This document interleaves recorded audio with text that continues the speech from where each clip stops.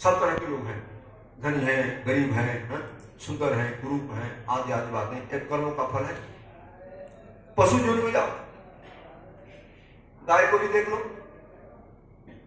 गाय बड़ी पूजनीय है, लेकिन कोई गाय तो बड़ी पूजा होती है और कोई गाय को डंडे पड़ते हैं। यहाँ का क्यों ऐसा देश में अपराध हो रहा है? तो थाने में जाती है। गाय के तो बात छोड़ो, तो पूजनीय है। कुत्ता को देखो, आपने देखा होगा कैसे कुत्ते हैं जो मनुष्य को सुख दुर्लभ है उनको प्राप्त है, उनके लिए नौकर लगे हुए हैं, गद्दा लगा हुआ है, साबुन से स्नान करते हैं, जो खाना चाहते हैं अपने अनुसार उनके कुत्तों का मुख्य आहार मांस है, तो उनको मांस दिया जाता है। क्या करते हैं? कोई भजन करते हैं, कोई व्रत कर रहे हैं, तपस्या कर रहे हैं, लेकिन हाँ पीछे कर्म किए हैं। हमेशा ध्यान रखना, किया हुआ सत्कर्म कभी व्यर्थ जाने वाला नहीं, उसका फल मिलेगा। जितना हो सके सत्कर्म करना चाहिए। सबसे बड़ा सत्कर्म है भगवान का भजन परोपकार करना।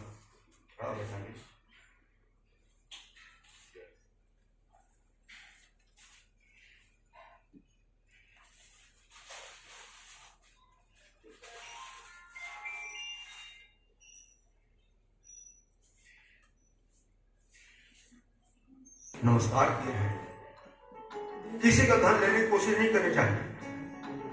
और संत ब्राह्मण का जो धन रहता है उसको तो इसी जीवन भोगना पड़ता, इसी जीवन उसको भोगना पड़ेगा। नमस्ते सर्वभावाय ब्रह्मणे अनंत शक्तये कृष्णाय वासुदेवाय योगानां पतये नमः।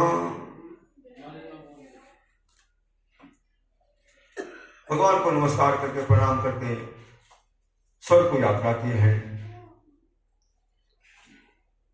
बलराम जी ब्रज की यात्रा किए हैं, गोपियों से मिले हैं। पांडवों को काशीराज का भगवान द्वारका से उद्धार किया है। और एक अध्याय में दूध की कथा सुनाते हैं, बड़ी मार्मिक कथा है। कथा तो सब मार्मिक है, लेकिन हमको जो विशेष मार्मिक लगती है ना, ज्ञान पर कथा, जिससे हमको कुछ शिक्षा मिले।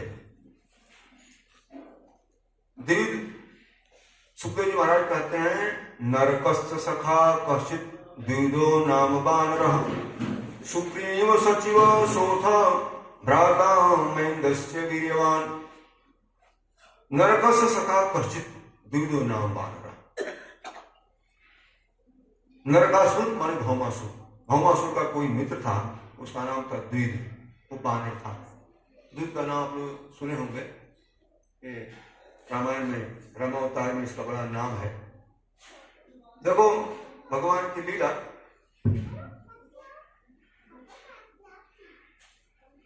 कि रामावतार में तो राम की सेवा किया है, अब कृष्णावतार में भगवान से द्वेष कर दिया। क्यों? संग के कारण। रामावतार में तो इसका संग अच्छा हुआ, सुग्रीव भगवान का भक्त था, हनुमान जी थे, उनका साथ था, इसलिए भगवान की सेवा में लग गया। और यहां असुरों का संग कर लिया, भौमासुर का संग कर लिया, इसलिए इसकी बुद्धि बिगड़ गई और भगवान से विरोध कर लिया। भगवान ने जब भौमासुर का उद्धार किया तो इसको बड़ा अमरस हुआ, मेरे मित्र को द्वारकाधीश ने मार दिया। गांव के गांव में आग लगा देता था, समुद्र के जल को रोक करके गांव के गांव बहवा देता था, त्राहि मचा दिया।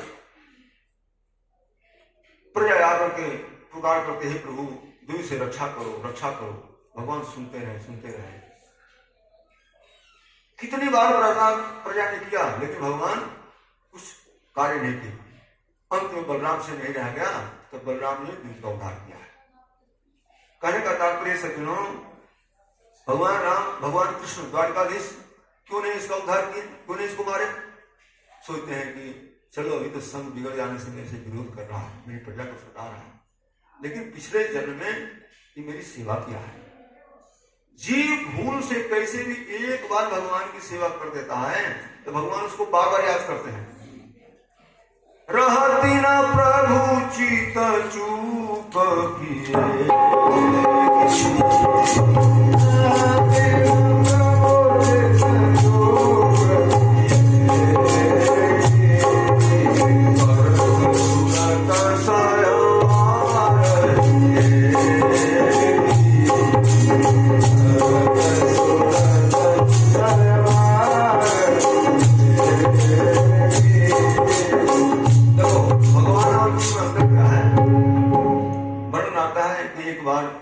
नित्यानंद महाप्रभु ने चैतन्य महाप्रभु से निवेदन किया कि प्रभु जीव और ब्रह्म में भेद है, एक सेंटेंस में एक वाक्य में बताओ। पहले तो थोड़ा सा नाराज हुए, बिगड़े। महाप्रभु अरे अब क्या करो, जीव और ब्रह्म के भेद तो इसके लिए तो पढ़ के ग्रंथ भरे पड़े, उपनिषद भरा पड़ा हुआ है, और उसके एक वाक्य में मैं कैसे कहूं, एक सेंटेंस में कैसे कहूं। नित्यानंद महाप्रभु ने कहा कि आप समर्थ हो, आप कह सकते हैं। उन्होंने कहा कि ठीक है सुनो, ईश्वर जिसको एक बार पकड़ लेगा फिर उसको छोड़ेगा नहीं, और जीव का कोई ठिकाना नहीं, पता नहीं कितनी बार पकड़ कितनी बार छोड़ेगा। इसलिए भगवान से रोज निवेदन करना चाहिए, प्रभु मैं आपका हूं, आप मेरे को पकड़ लो, आप मेरे को अपना लो। आज जिसने एक बार अपना लेगा ना, चाहे लाख गलती करें, लाख पाप करें, लाख कुछ भी दुराचार करें, तो फिर नष्ट होने वाले हम नहीं। कुछ पर गोस्वामी दोहारी में दो दोहा बड़ा मार्ग लिखते हैं। तुलसी तृणजल फूल को निर्बल निपट निकाय, कै राखे कै संग गहे, बाह गहे की लाज। कहते हैं प्रभु अगर नदी में तिनका बहता जा रहा है, कोई बहता जा रहा है, कोई व्यक्ति बह रहा है धार में, और किनारे उसको कोई तिनका, घास, पेड़ पौधे अगर पकड़ में आ गया तो पकड़ लेता है, पकड़ेगा ही। तो उस तिनके में, घास में, उस पेड़ में शक्ति है तो उसको बचा लेगा, और नहीं अगर शक्ति नहीं तो उसके साथ ही बह चलेगा, उसके साथ ही बह चलेगा। तो भगवान कि हम अगर चरण पकड़ लेंगे तो भगवान तो सर्वसमर्थ है। देखो भगवान की अनंत विशेषता है, लेकिन भगवान परम सुहृद है, भगवान परम दयालु है, और भगवान सर्वसमर्थ है, सर्वसमर्थ। कर्तुम अकर्तुम सर्वथा समर्थ प्रभु, सब कुछ करने में समर्थ है। तो रोज भगवान से निवेदन करना चाहिए। ये भजन जो हम नाम रखते हैं ना, इससे ज्यादा प्रभाव प्रार्थना का है। अब प्रमाण में नाम में तो मंत्र में इधर मन चला जाएगा, लेकिन बिना मन की तो प्रार्थना होगी ही नहीं। प्रार्थना तो समाधि कर लो, ध्यान कर लो। तो भजन के बाद भगवान से जरूर प्रार्थना करनी चाहिए।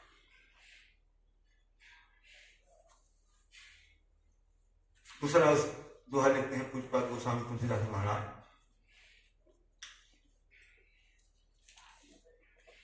तुलसी बाह सपूत की जो धोखे छुई जाय, तुलसी बाह सपूत की जो धोखे छुई जाय, आपन बाहे जन्म भरी ललिकन ते कही जाए।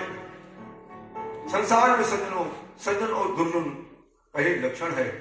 अगर सज्जन व्यक्ति का अच्छे कुल वंश वाला आदमी को पकड़ लोगे, साथ कर लोगे, जीवन भर निर्वाह करेगा। साथ में रहने से भूल चूक इधर उधर तो होती है, किसे ज्यादा हो जाए किसे कम हो जाए, हो जाता। लेकिन सज्जन रहेगा तो जीवन में निर्वाह करेगा। यहाँ तक कि जब अंतिम समय आएगा उसका, जब संसार को छोड़ने लगेगा, तो अपने बच्चों को बुला कर कहेगा, बेटा फला थे मेरे मित्र थे, थोड़ा उधर भी ध्यान रखना। आपने बाहर जन्म भरी और लड़कन तय कहेगा नहीं, अगर दुष्ट का पक्षराज पकड़ो है, तुलसी बाह कपूत की जो पकड़े 100 बार, भेड़ पूछ भादो नदी उतरे उस पार। भेड़ की पूंछ पकड़ के भादो की गंगा कोई पार कर पाएगा? भादो की जमुना कोई पार कर पाएगा? कदापि नहीं। कहने का तात्पर्य कि संग बहुत महत्वपूर्ण है, संग का बड़ा ध्यान दो। हम किसका संग कर रहे हैं? अपने तो ध्यान दें, अपने परिवार बच्चों का भी ध्यान रखना चाहिए। बेटा हो बेटी हो, किसके साथ उठता है बैठता है, किसके साथ आता जाता है, आपका भी भला होगा उसका भी भला होगा। यहां तक कहा गया है दुष्ट व्यक्ति है ना तो प्रसादों भी भयंकर है। अगर दुष्ट कभी कृपा कर दिया तो खुद से लेना नहीं, स्वीकार नहीं करना, क्योंकि उसकी कृपा जो है वो भयंकर होगी, दुख देने वाली, कष्ट देने वाली होगी। तो जीवन में मैं तो सोचता नहीं, बात थोड़ा चिंतन करता हूं, जन्म तो होना है, इतना दिन होता आया है, अगला भी जन्म होगा ही है। अब तो भगवान के हाथ में, हम तो कोशिश कर रहे हैं, लगे हैं कोशिश में, लेकिन अपने संसार ऐसा भगवान ने बना दिया है, ऐसा बना दिया है कि भाई जीव कितना भी करेगा ना, कहते हैं काजल की कोठरी में कैसे उसका न जान, एक लिख लागी पे लागी।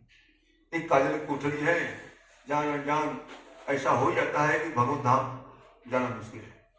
हाँ, भगवान चाहे तो आराम से हो जाएगा। तो इसमें विशेष संग है, हालांकि भक्त चाहते नहीं है, भक्त जो है वो भगवान के धाम नहीं चाहते हैं, मुक्ति नहीं चाहते हैं, वो तो चाहते हैं कि बार बार जन्म हो, आपकी सेवा करूं, आपकी भक्ति करूं, आपको भक्तों का संग करूं। इसलिए बार बार महापुरुषों ने, भगवान शंकर ने और भी बार बार मर्मागम हर्ष समन पद सुरत अनपायनी भगत सदा सत्संग, सत्संग अच्छे पुरुषों का संग मिलना चाहिए, यही भगवान से मांगना चाहिए। भगवान संग का ज्ञान है,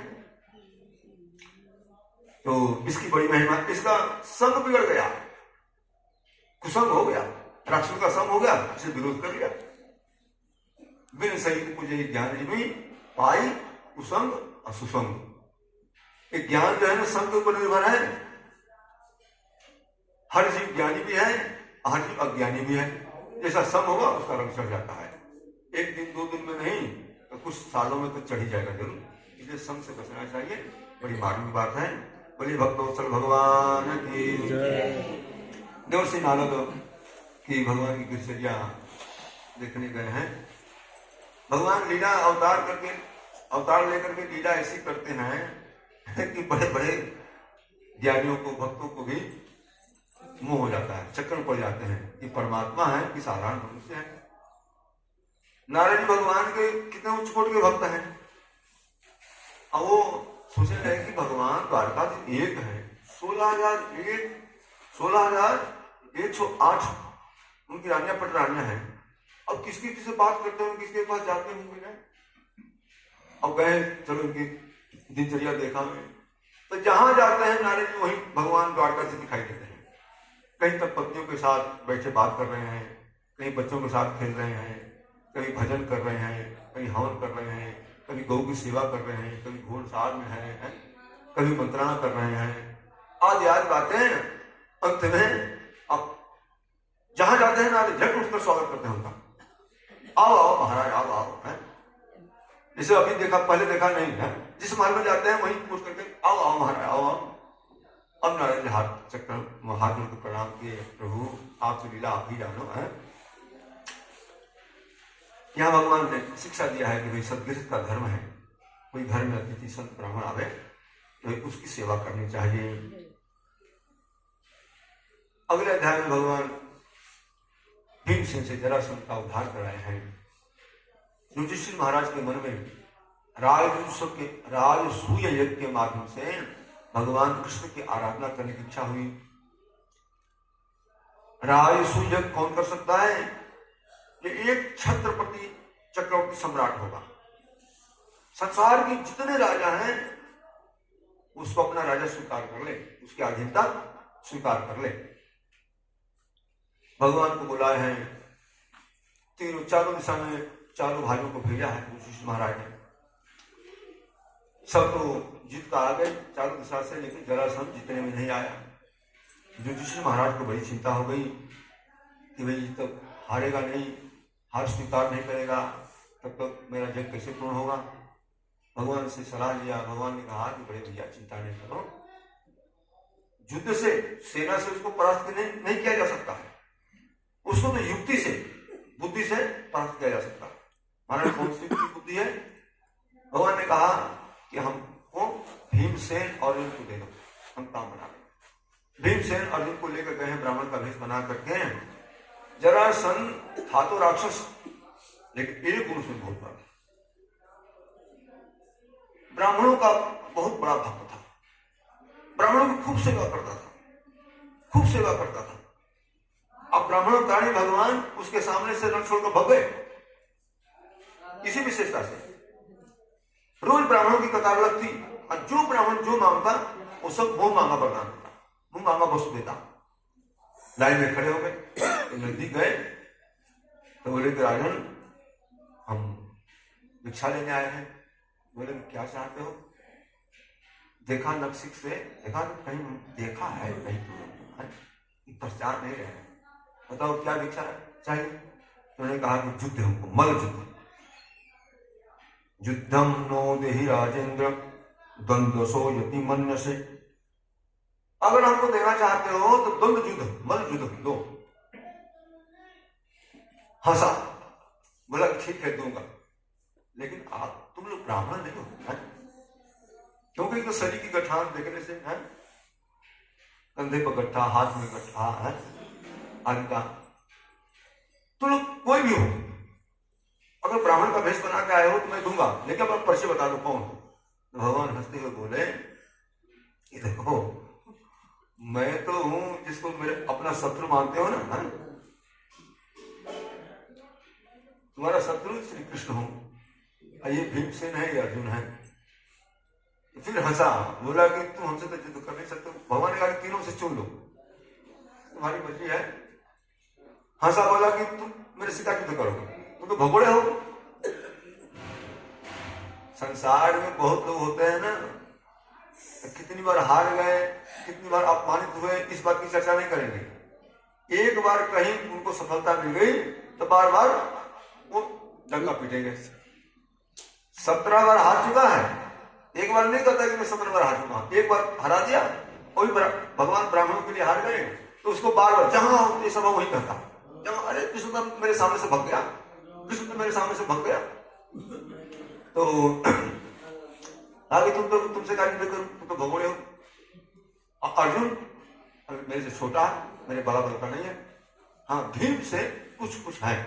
भगवान यही चाहते थे। दोनों का युद्ध हुआ है, 28 दिन तक घमासान युद्ध हुआ है। देखो पहले कभी द्वापर तक ये धर्म युद्ध दिन में जैसे अपने खाता था वही भोजन खिलाता था, इसे अपने ठाट पर से सोता था। पूरे भक्तोत्सव भगवान रात्रि में है, रात्रि में ऐसे खाता था, उनको खिलाता था, और जैसे सोता था सुख सुविधा से वैसे उनको सुख सुविधा मिल जाता था, और दिन भर एक दूसरे को प्राण के प्यासे थे। 27 दिन हो गया, अब भीमसेन ने कहा कि प्रभु अब तो मैं भागूंगा यहाँ से, अब मेरे बस का ऐसा नहीं है, मेरी हड्डियां चूर चूर हो रही है, आप लोग तो खा पी कर मौन कर रहा हुआ है, असाई कसर हम पर निकल रही है। भगवान कहते हैं कि तू हमारी तरफ देखता ही नहीं है, युद्ध करते समय देखना तब काम बन जाएगा।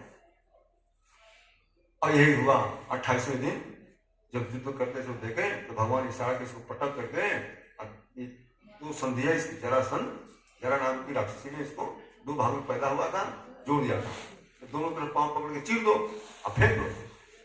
तो भीमसेन ने पटक करके एक पांव से अपना पांव से उसका पांव दबाया और उसका एक पांव अपने दोनों हाथ से पकड़ के चीर दिया जिससे, और फेंक दिया दोनों तरफ से। फिर हंसते हंसते आकर मिल गया। फिर भीमसेन ने ऐसा किया, कई बार ऐसा किया। अब निराश हो गए, महाराज चीर तो रहा हूं लेकिन ये तो जीत हो जाता है। भगवान ने फिर इशारा किया और तिनका चीर करके दोनों तरफ फेंकने का, फेंक दिया, उसका उद्धार हुआ है। इसका बड़ा एक और मार्मिक तात्पर्य है। देखो जरासंध कौन है? जरावस्था। और ये जरावस्था जो है ना, प्राणायाम व्यक्ति करता है, एक्सरसाइज आसन प्राणायाम मुख्य है। एक्सरसाइज से नहीं करना, एक्सरसाइज में लाभ करता है लेकिन प्राणायाम ज्यादा लाभ करता है, तब प्राण में शक्ति आती है। लेकिन फिर भी शक्ति आएगी कि बुढ़ापा होगा तो जीत नहीं सकेगा, जब तक भगवान की तरफ नहीं देखेगा। तो प्राणायाम आसन एक्सरसाइज करते हुए भगवान की भक्ति करनी है, भगवान से निवेदन करना है, तो हम वृद्धावस्था को परास्त कर पाएंगे। बोले भक्तवत्सल भगवान की। उसके पुत्र जरासंध को भगवान ने उसका राजपाट दिया, राजगद्दी सौंपा है। 20,000 राजाओं को कैद में रखा था। तो भगवान सब कृष्ण के भक्त थे, द्वारकाधीश के भक्त थे, वो मंत्र एक जपते थे। इसी मंत्र के कारण भगवान ने उनका कष्ट दूर किया है। कृष्णाय वासुदेवाय हरे परमात्मने प्रणतक्लेशनाशाय गोविंदाय नमो नमः। ये भागवत का चरम मंत्र है सज्जनों, इसको जरूर पूजा पाठ में रखना चाहिए। किसी के जीवन में अगर कष्ट आता है, इस मंत्र का जप करता है तो भगवान उसका उद्धार करते हैं। आगे शिशुपाल उद्धार कथा सुनाते हैं। जब जरासंध का उद्धार हो गया, राजसूत